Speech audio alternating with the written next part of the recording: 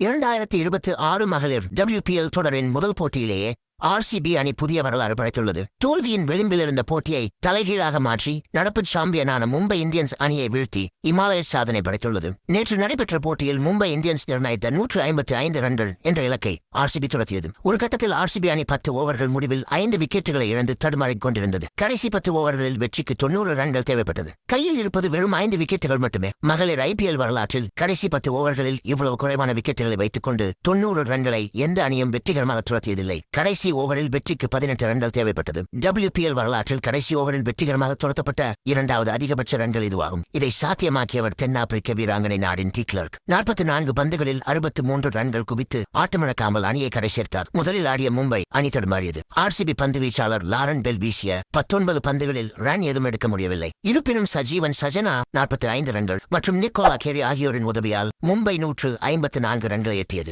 நாடின் D clerk 4 விக்கெட்டுகளை வீழ்த்தினார். பதிலுக்கு RCB அணியில் captain Smriti Mandhana, Grace Harris, Richa Ghosh என முன்னணி வீராங்கனைகள் சொற்ப ரன்களில் வெளியேறினர். 75 ரன்களுக்கு 5 விக்கெட்டுகள் போய்விட்டன. அருந்ததி ரெட்டியுடன் ஜோடி சேர்ந்த நாடின் டி கிளர்க் யாரும் எதிர்பார்க்காத வகையில் அதிரடி காட்டிய அணியை வரலாற்று வெற்றிக்கு படைத்துச் சென்றார். இந்த வெற்றியின் மூலம் எங்களால் எதுவும் முடியும் என்று முதல் போட்டியிலேயே RCB அணி நிரூபித்துள்ளது.